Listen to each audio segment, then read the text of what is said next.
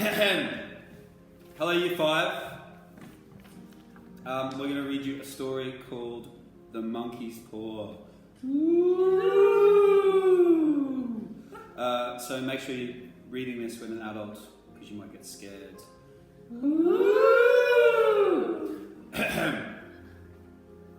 The night was cold and wet, but in the small parlour of Laburnum Villa, the blinds were drawn and the fire burned brightly. Father and son were at chess. The former, who possessed ideas about the game involving radical chances, putting his king into such sharp and unnecessary perils that even provoked comment from the white-haired old lady knitting placidly by the fire. "Hark at the wind!" said Mr. White, who, having seen a fatal mistake after it was too late, was amiably desirous of preventing his son from seeing it. "I'm listening," said the latter, grimming, surveying the board as he stretched out his hand. "Check." "I should hardly think that he's coming tonight," said his father, with his hand poised over the board. "Mate." Replied the son. "That's the worst thing about living out so far," bawled Mr. White, with a sudden and unlooked furl for violence. "Of all the beastly, slushy, out-of-the-way places to live in, this is the worst. Paths a bog, and the roads a torrent. I don't know what people are thinking about. I suppose only 2 houses in the road are let. They think it doesn't matter." "Never mind, dear. Said his wife soothingly. Perhaps you'll win the next one." Mr. White looked up sharply, just in time to intercept a knowing glance between mother and son. The words died away on his lips, and he hid a guilty grin on his thin grey beard. "There he is," said Herbert White, as the gate banged too loudly. Heavy footsteps came towards the door. Stop it. The old man rose with hospitable haste, and opening the door, was heard consoling his new arrival. The new arrival was consoled with himself, so that Mrs. White said, "Tut, tut." and coughed gently as her husband entered the room, followed by a tall, burly man, beady of eye, with a big fat red face. "Sergeant Major Morris." The Sergeant Major took hands and, taking the preferred seat by the fire, watched contentedly as his host got out whiskey and tumblers and stood around a small copper kettle on the fire. At the third glass, his eyes got brighter and he began to talk, the little family circle regarding with eager interest this visitor from distant parts, and as he squared his broad shoulders, in the chair, and spoke of wild scenes and doughty deeds, of wars and plagues and strange peoples. 20 years of it," said Mr. White, nodding at his wife and son. "When he went away, he was a slip of youth in the warehouse. Now, look at him." "He don't look to have taken much harm." said Mrs. White politely. "I'd like to go to India myself, Said the old man. just to look around a bit, you know." "Better where you are."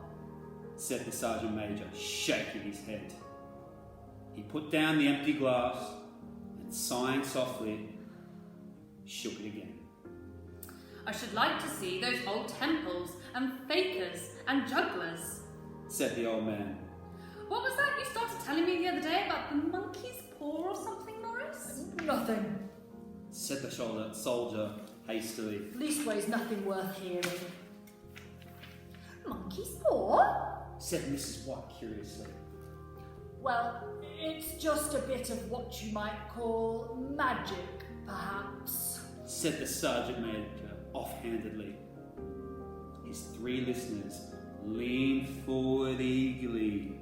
The visitor absent-mindedly put his glass to his lips and then set it down again. His host filled it for him again. Sergeant Major?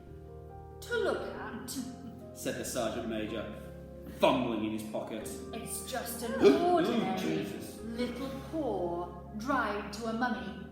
He took something out of his pocket and offered it. Mrs. White drew back with a grimace, but her son, taking it, examined it curiously. What's so inquired Mr. White as he took it from his son. Having examined it, placed it on the table. It had a spell put on it by an old faker, said the Sergeant Major. a very holy man.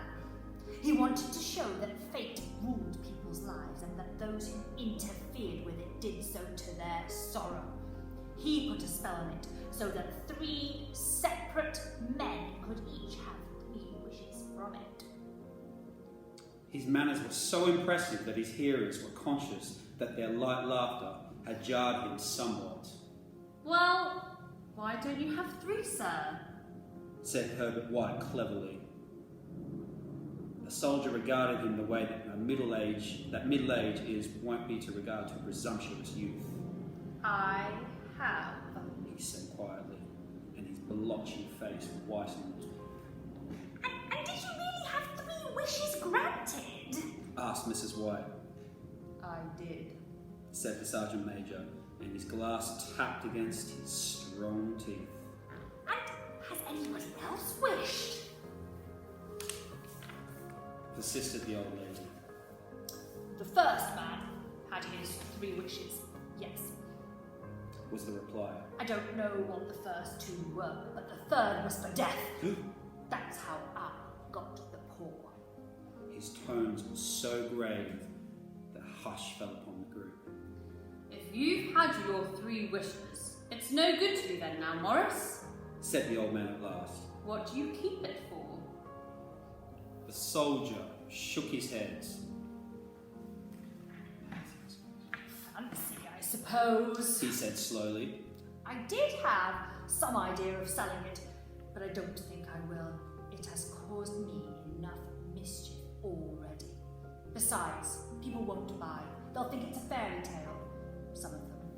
And those who do think anything of it want to try it first and pay me afterward. If you could have another 3 wishes, Said the old man, eyeing him keenly. would you have them? I don't know. Said the other. I don't know. He took the paw and, dangling it between his forefinger and thumb, suddenly threw it upon the fire. White, with a slight cry, stooped and snatched it off. Better let it burn. Said the soldier solemnly. If you don't want it, Morris, Said the other. give it to me! I won't. Said his friend doggedly. I threw it on the fire. If you keep it, don't blame me for what happens. Pitch it on the fire like a sensible man. The other shook his head and examined his possession closely. How do you do it? He inquired. Hold it in your right hand and wish aloud. Said Sergeant Major. But I warn you of the consequences.